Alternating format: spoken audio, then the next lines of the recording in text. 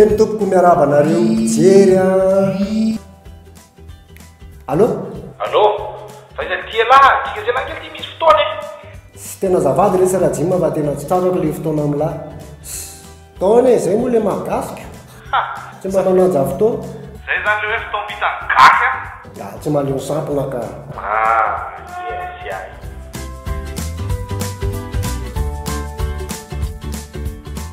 Eny tompoko miarabanareo mpijery a, fahita lavitra izahay eto amin'ny Tsy Mahaleo sampona.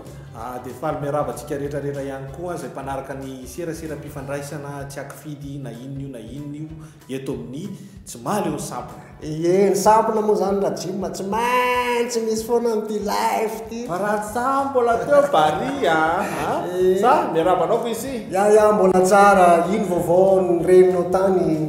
Tsara be marakaly e. Fa dia faly ny fo maheno hoe malalaka dia malalaka ho ny fanehoan-kevitra eto an-tanàna e. Andrany atsimo, avaratra, andrefana, atsinanana, tahako manontolo zany tonga dia pisy ao malalaka e.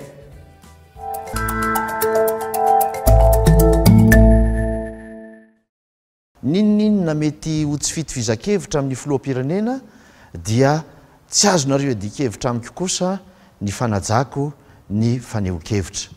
Arorika araka ny lalàna ny napetraka fa tsy fanampianam-bava. Fanajana ny zo fototra zany ary takino ny lalam-panorenantsika raha teo. Mba miangavy anao avakio ny andininy 10 sy 12 ao amin'ny lalam-panorenantsika. Voalaza ao fa iantohana ho an'ny rehetra tsy azo ferana ny fahalalahana mahevitra sy miteny raha tsy hoe ary tia ny zava-dehibe ary io no toadin'ny sasany nefa tena tokony ho tadiana foana dia hoe ny fanajana ny fahalalahana sy zon'ny hafa. Noho izany rehetrarehetra zany ary dia andeha isika hiaraka mitazana maso tsy miangatra ny tahiry tsara izay efa nisy tany aloha tany izay mampiseho any ity hoe fahalalahana maneho hevitra ity.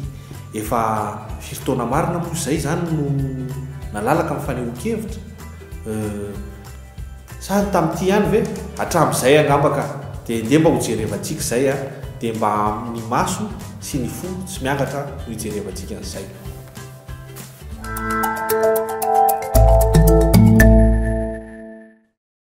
Samy manana antsoina hoe fahalalana mihitsy angamba. Tsy mbola iray volana akory izay tahaka izao ny sary tetsy Analakely.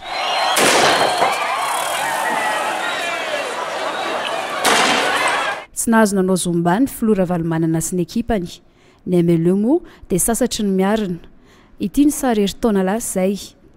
Mpitandro amin'ny filaminana tahaka izao ny andry rehefa ny hevitra ny andevina andra-fahafahana ny olom-pirenena. Tsy mahagaga raha nampiaka-peo ny Amnesty International. Laza vao tsy iray volana akory izay fa mihemitra isika eo amin'ny fanajana ny zon'olombelona sy ny fahalalahana. Tsy nisy tsy nahazo ny anjarany, ny mpianatra nitaky ny fanatsarana sosialiny, ny mpampianatra mpanabe voadaroka. Somamanina moa saika isan-kerinandro no kifonina tamin'ny bomba lacrymogène tsy manaiky ny didiny Besandra nataon'ny Sinosy ny mpitondra fanjakana. Direve natao an'ilay namana somamanina hoe tena fiasarana sazy any. Inona ny eloko eo ny fiasarana herintaona sazy miantony izy.